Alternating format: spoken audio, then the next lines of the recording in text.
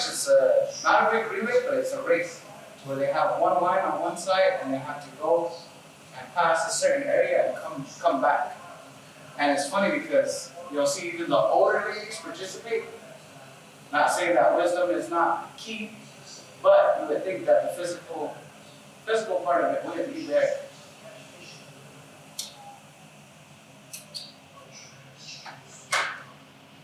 But when they do that, nowadays the baskets, the pots, everything that's handmade is a delicacy. It's something that's really rare. So if you were racing today during the hot race, you're not going to want to drop that pot. A whole lot of money. Plus, it's kind of one of those things that's kind of, it takes time. It really does take time to make. So a lot of the games were really practical. Which brings us to our next part, which is hunting. Whether it be hunting games, whether it be learning how to shoot a bow and arrow, big targets, small targets, even before the Spanish, Europeans, anybody who came in contact with, we adopted to their way of life. This had to be taught, archery. Whether it be hunting, whether it be for warfare, all those different types of things, you have to be really accurate. She only had so many bows and you only had so many arrows. Now, they didn't look like me a long time ago. I'm a little bit more solid, more chunky, I guess you would say. They were all fit. So we walked everywhere, we ran everywhere. They were messengers, they were warriors. Even our ladies, we always have that stereotype where women make the chimney, men get the wood. I didn't include that in here, but they would use those burden baskets, like Iho, to stack all of their wood and bring it back. So it wasn't just, all right, I'll make you chimney, but you gotta bring me the wood. They got their own wood too. So the women were just as strong, if not even stronger. There's one of the games that, for obvious reasons, there's not going to be a picture of it. But when we got cattle, then started the rodeos, then started the roundup. But there was an old game called Chichvithag. Now I don't know what Thoka means, but Chichvithag is chicken. And you guys are here for a treat, because I don't share this with a whole lot of people. But, so, being on horseback, you're very high off the ground.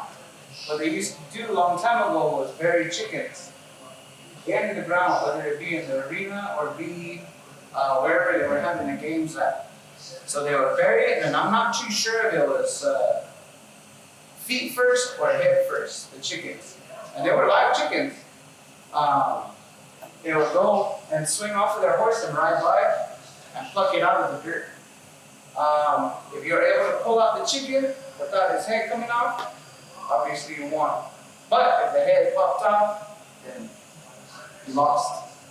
Mind you, all these games are betting games. We'll get to that too. So you have archery, the rodeo, even games that are, like I always say, they were probably banned or probably inhumane. I don't know if PETA was around back in these days, animal rights activists, but we moved on, we evolved from that. Running was a big part of it, a very big part of it. So then we get to the when. Typically, and this is what I was taught, or October, kind of in the harvest time. Whenever our crops are being harvested, we would go and these games would come out. It was kind of like the, I don't want to say passing of time, but it was a time where all the communities came together. Don't look at it as just Hill River, Indian Reservation boundaries, Stonewall the Nation. Imagine all of these all getting together, all of these people, all of these indigenous people coming together and helping to farm and to harvest during this time. So the reason why I mentioned October is because it starts to get cooler, right? Chichvithag, which means the cooler month. Now, I wanted to give you guys sort of a perspective on how, whether you're from here or not, how far and why. So before cattle, before the wool started, the wagon, We used Chevrolets. I don't know if you ever heard that joke before, but we ran everywhere. We even sent messages. Typically, or a long time ago, this is the automation right here. They would venture up north to play these games, to help harvest, most of all being communal, to come together. So, this hugs the southwestern border of the United States, present-day Mexico. So you imagine traveling from all the way from here, all the way to Gila River. It was far, very, very far. But there used to be matches that used to go from village to village in these communities. There was no set field, there was no stadium lighting. The sun was our stadium lighting. So to give you a perspective of that, is that we have, right now the games are played at the Merchant Fairgrounds. That's this parcel right here. That's where Thoka's played today. This right here is where Shongivu'l played. The autumn kickball game, which is on the west side of the fairgrounds. This right here is the southeast side of the fairgrounds. In Sakitone. So that's where Thoka was played, or is played today, and Shongivu'l is played on that field. But I want you guys to picture again. If you were challenging a village right here, you were from Sakitone, and you were the best runner that could possibly be from Sakitone. Let's say you're taking on myself. Say I'm a good runner, fast, I'm fit. There will be matches that will take place from this village, good near Sakitone, all the way to Casablanca. The first person that makes it all the way to this village wins, or vice versa. There was no set fields. It was from village to village, or certain boundaries that were established. Now that's the same thing for Thoka too. Have you ever seen Thoka play? They have to hit this game piece, which is called a hora. Now there's two different types. There's wood that are put together, mesquite, and tied off with sinew. And there's another one that they refer to as a Chichvithag. The reason why they refer to it as a Chichvithag is because it's actually rawhide. Knotted up rawhide, but they'll call it a double knot.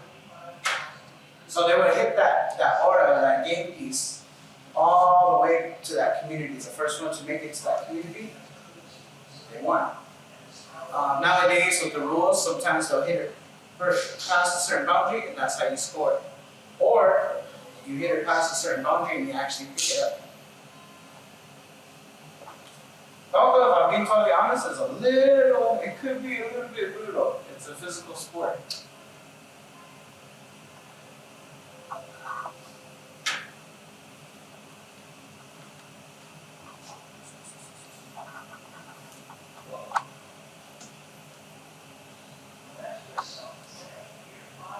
I like this picture. I really like this picture because if you notice, there's no pads. There's no inserts or Nikes. Those look like church shoes. They're wearing dresses. They're wearing them winter.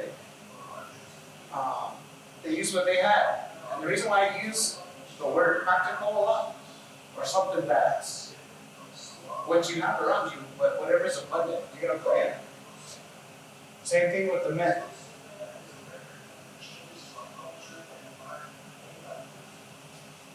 So Thoka, we talked a little bit about it. This one is at the Merchant, of course. You see the fair in the background. There is a big, I don't want to say following, there's a big, there's a lot of young women that are interested in this game. They see it a lot. There's a lot of attendance whenever you can go to different tribal fairs. I think they had a New Year's Day tournament in Palm Opposition by Sanson High School, or Sanson School. So this one is Thoka, the field hockey one.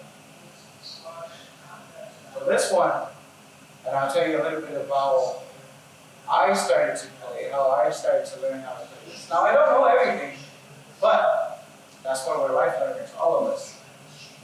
So this one is played barefoot, and it's called Shongivu'l. Shongivu'l. It's kind of tricky to say, But like I said, Shongivu'l is the actual game piece of the ball. Now, since we're still in the storytelling season, there's different stories and different renditions of how that ball came to be. I'm not going to get into too much of that right now, but some of the balls were constructed out of mesquite, out of halibut, even date way, way back to lava. This right here, this area and this area right here is where the new Casablanca Community School is at. If you're familiar with the District 5 Casablanca. This is what we learned to play. Cleaned it off. Now the terminology is in American, is in English. The only thing we can really say on how to push the ball was to flick it. So even though it's called all the kickball, if you make contact with your feet, it's not going to feel too well because it's a solid ball. I like this picture too. There's a younger that just got out there. Little kid that just started to flick it, that started to push it. Again, we got to build our tolerance for our feet. And then it starts snowballing from there. We start asking people, have you ever seen the ball before? Do you know any songs? How was it played? What are the things that was taught to me? Let me see a better picture. This right here is Thoka. Australian mountain, towards the west. This one is Haichu. And this one is towards watch, tabletop mountain. So more towards the southwest. And the reason why I bring those up is because my grandfather told me a lot of stories. Like I was showing you from village to village that they were racing. There was one race that took place in our community, but what they did was ran all the way around Thoka to the first runners to get back with their game piece won. So it always resonated with me. If you imagine driving around the mountains, it takes about, depending on how big the mountain is, driving up the mountain, it takes a long time. Well, imagine that on foot. So there was different stories that came out of this. There was different songs, especially songs. In this area, the reason why the pictures are so dark is because we started picking it up in the summertime. We started learning about this in the summertime. So right when we got home, by about 5 o'clock, 5:30, and already starts to, we have to wait for it to cool down, the ground, because like I said, you have to be acclimated to the ground. We don't play with socks or shoes on. In a sense, I guess to me, it would be to connect with the nature, with the environment. I know nowadays there's nails and screws and glass and everything like that, but we took care of this field. We would use sugar, grease wood to clean it off. But that's where I see the real connection too. With this particular game is the connection. You have your feet on the ground. You have your feet connected with the earth as you're pushing it. So at the end of the presentation, I'll share the song about this particular game or what happened in this game. So for the ladies, there's go on. Now I don't have the sticks, of course, because that's a women's game. However, I do teach it, but I don't play it. Now the reason for that is because a lot of our stuff is oral tradition, oral history, that stuff that, this is new, meaning teaching this way, showing a presentation. But oftentimes you have to sit with somebody and you have to learn about those different things, whether it be basketball, singing a song, storytelling, sewing, even life skills, cooking, taking care of each other, taking care of yourself. There's all these different things that play a factor. So, my friend Amy Wan out of the Thoka at the Nation, she went and she was teaching the youth council members at the time that was a coordinator for her. So all the boys I was going to take in a kind of like an open area and teach them beginners. So before we got to leave, she said, hold on. I want you to stay here because you might have daughters. You might have nieces, goddaughters, so on and so forth. Any females in your family or in your community, but we don't keep it going. They may die. That's a real harsh way to put it. I guess the way I will put it is that it's going to go soon. Meaning it's going to be harder to wake up. It's going to be harder to revitalize these games and these teachings. So she said, stay in here, learn it, teach it, but don't play it, of course, obvious reasons. So this one's, the scoring system and everything is very, very easy to me. There's only 3 on them terms or words that you need to know. Well, I say 4, I would say 4. Oh my, of course, which is the name of the game. There's 4 sticks that are used. Traditionally, they would use cat's paw. Kind of looks like a cross between the palo verde and the mesquite tree. But the hoi, the thorns on the cat's paw, look like cat's paw. So they would use that and split it. Now what was taught to me was, oh my, is splitting. The act of splitting something. In this particular game. So these ones are painted green. You can use whatever color. Green now is very lucky to the autumn, very lucky. Represents new growth, represents good fortune, I guess you would say. Something new, something new. Now, oh my, and you roll it kind of like dice, but you hit them out the palm of your hand, upward. Some people use a river rock, or you can use your palm. It's all personal preference. So, using 4 sticks, you roll it like a dice. So like I said, there's 3 phrases that you need to know. Vuz, which is 1 point. Thoka, which is half a point. And Haichu, which is nothing there. So you can only score a 1, half a point, or 0. That's it. All that stuff right here is mostly candy, but that's the pot, if you will. Oh yeah, these are betting games. They got pretty serious a long time ago, and they still get pretty serious today. So that one's Gomai. This one is Gins. Now Gins is an adopted word from the Spanish language, quince. The reason why they call it quince is because when you roll those sticks, depending on what configuration that you roll them, the highest score you can get is 15, quince. So we call it Gins. Now this is only for the men. Only for the men. Quick disclaimer though, don't take everything that Bob or Antonio tells you to your heart. Just know that I was taught a certain way. Different communities have different rules and different communities have different protocols. For example, not to call them out or anybody or anything, but Salt River, they play with men and women. But to me, when people ask me, we don't play like that. You guys don't play against but the men and the women. What was taught to me is that the camaraderie. When you get together with the males, maybe there's something bothering you. Maybe there's something that you need to talk about. Maybe there's something that only the males can identify with, that only the males can talk about. The women have their own circles, whether it be Thoka, whether it be Gomai, whether it be certain things like that. Only the women will know. So to me, it's our time. Our time.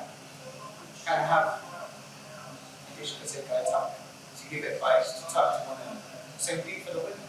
Women will have girl talk. Talk with the ladies. Now, each of these designs represents something a story, depending on how they land. With the women's game, online, you don't have to make a board. You just sit and play in a circle. Our board are holes. We make a board. Holes in the dirt. It's kind of like you're making a game board that kind of looks like Sorry, a combination between Sorry and Monopoly. Now, this was really weird to do this, but this is an actual diagram of how to make this board. So right here in the center is called your realm. the sticks have to land here. And then you also place your bets here as well. So we call the sticks, we call them Ginskut. Gins is a game, Ginskut are the sticks. They cannot be touching, they cannot be outside of the realm, they have to land at the inside. Again, that's one of the rules that I learned and I still practice. And we start with the west and then go all the way around counterclockwise. So when you cumbia, you go counterclockwise. When you julep or dance traditionally, you go counterclockwise. So even when we play this game, we start with the west, go to the south, east, and north, and then go around. So right here is your start. They would call that the nade, the 5 rules. Now, with this particular game, there's only up to 5 players, 5 male players. So they will start right here. And you will start counterclockwise. Well, and the reason why I say it's like sorry is because we use a game piece. We also call it a shoiga. Shoiga could mean pet or slave, however you want to use it. So you know how people fight over the, I want to be the thimble, I want to be the car, I want to be the, whatever there is in Monopoly, the game pieces, or I want to be a specific color. So our piece would be something very lucky to us.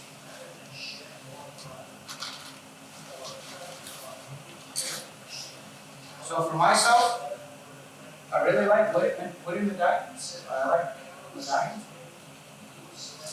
So, because you try not to use like rocks or anything, because rocks will blend in or stick. So I like to use stuff like this. So this will be my shoiga. This will be my game piece. Kind of like checkers when you move it. So I will move it. Put it right here. We all start in the center. And the nade. And then you move counterclockwise. But if somebody lands on the same spot as you, no matter if you're almost finished, you get knocked back all the way back to the nade. So it's a little bit more complicated than Koma. The women can watch, and even in the past, women have also bet on their significant other or their brother or whoever was playing, like, oh, I'm going to put my money on golf, or put my money on Antonio Lopez and take that. So there'll be side bets. This right here is the scoring. It's a lot right now. Believe me, when we do teach, or we do play, we have to get a refresher. But when people get into it, they learn it pretty quick. Now these, only the men touch these. These are the Ginskut.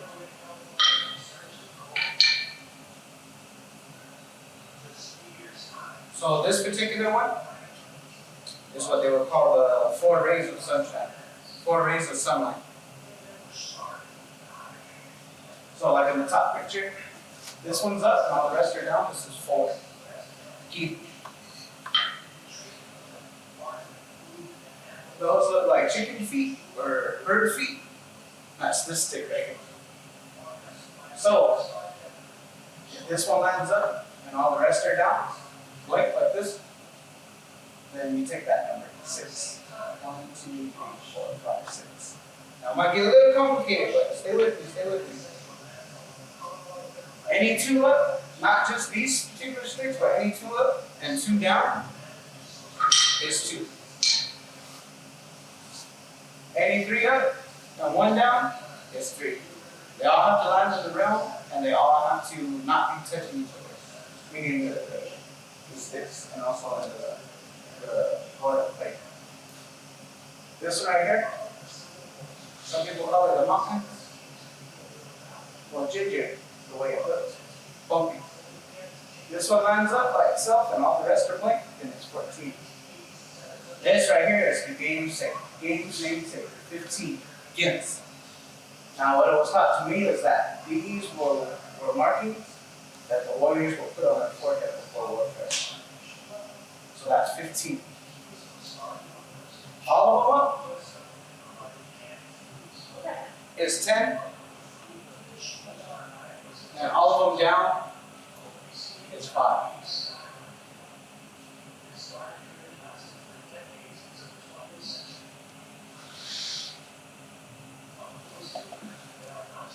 I was trying to wonder if they had a name underneath it. It said Christie's. I don't know if this is Christie's or not, but it's the name.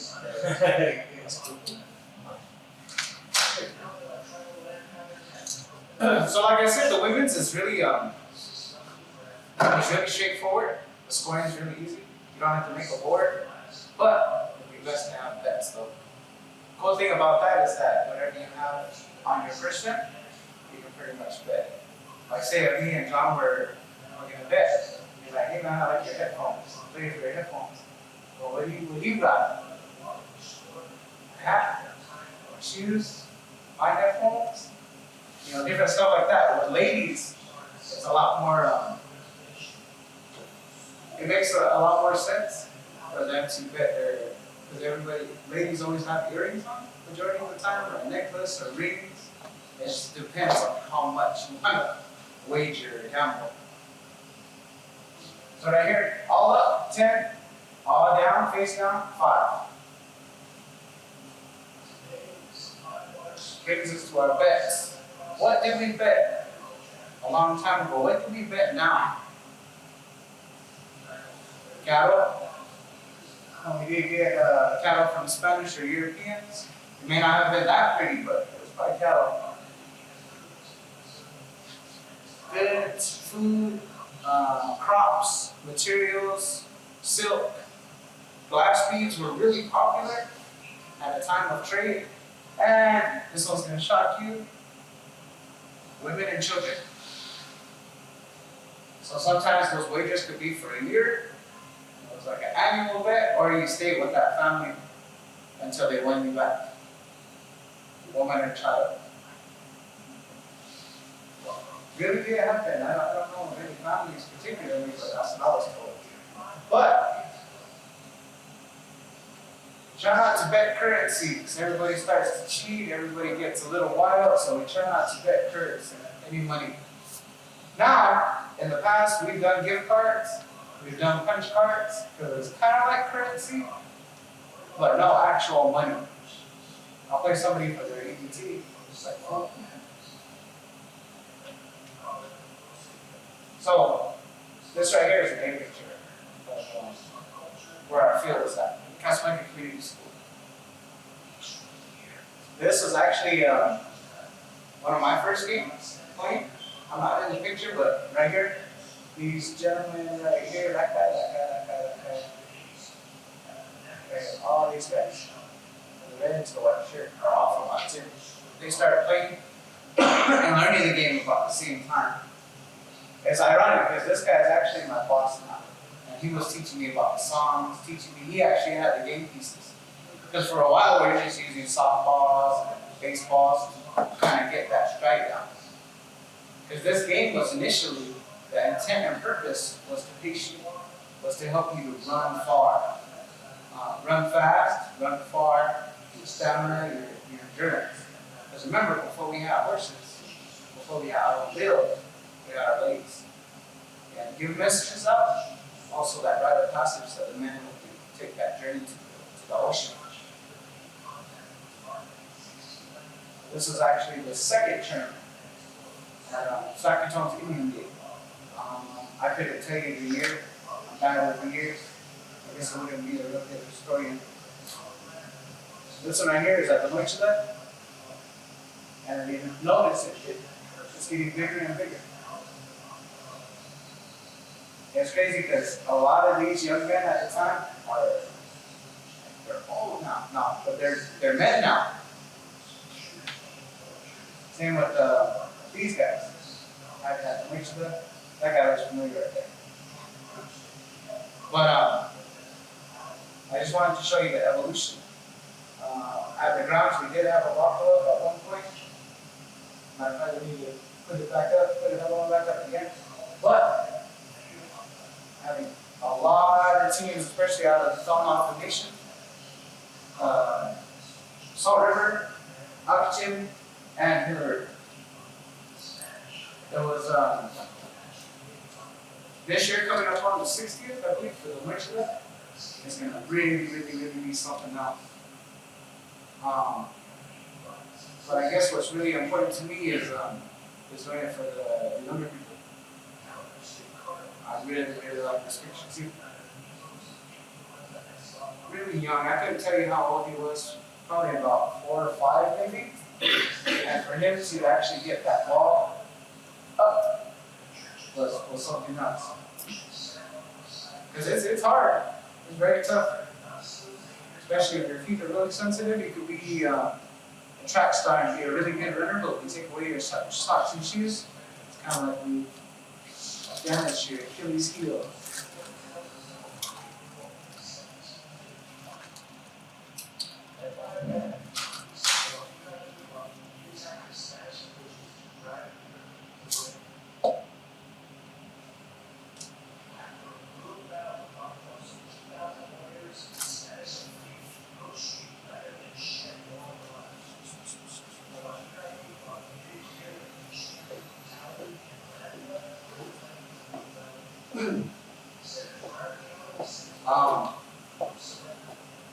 While learning about it as well, I didn't pick up on the song or the songs for that particular game, whether it be Gins or Shongivu'l, but I was able to make one. I know that sounds really too school, besides I can see it, but it's what I saw and it's what I was told. It's a story that was shared. And that's why I keep on mentioning Thoka, because it's just to the west of our community, our village, our district. And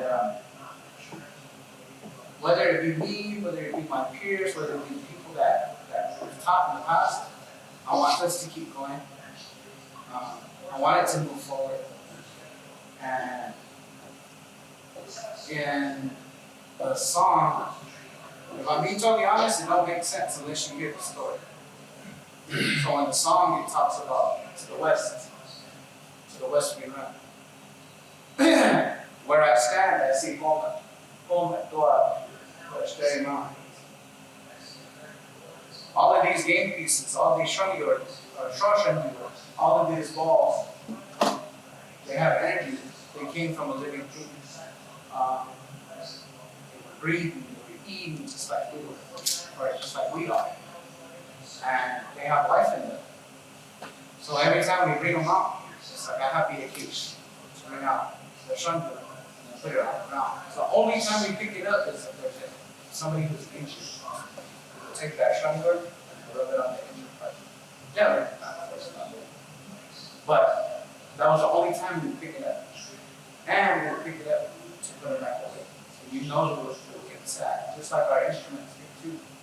All of that stuff that we have a spiritual connection. So in the song it says, all of these balls or all of these game pieces are going to make you feel or whatever you're playing, because it has energy. As we run to the east or the west. So the song is about this area. It's about this area, it's about evening time, it's about the game, it's about the man, it's about the people, carrying the people's prayers, playing this game. And for me too, another thing that was really hard to grasp was my health. How long am I going to play this game? Well, if I don't run with them, I can still teach it. I can still be there. Some of these pictures are really big. And one of the fears that I had was becoming diabetic. Being on dialysis, losing limbs, losing all function. And I'm only 37. I don't feel like I feel there yet, but I wanted to run with the younger generation. Even if it's not competitively playing, I wanted to run. I still need to get back into it, but it's something that I feel helps us as people, not only as author, but to see it, to support it. To do something that was done a long time ago, and it's still practiced today.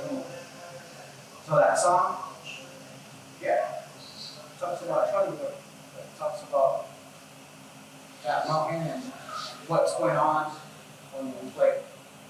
So here's how that song goes.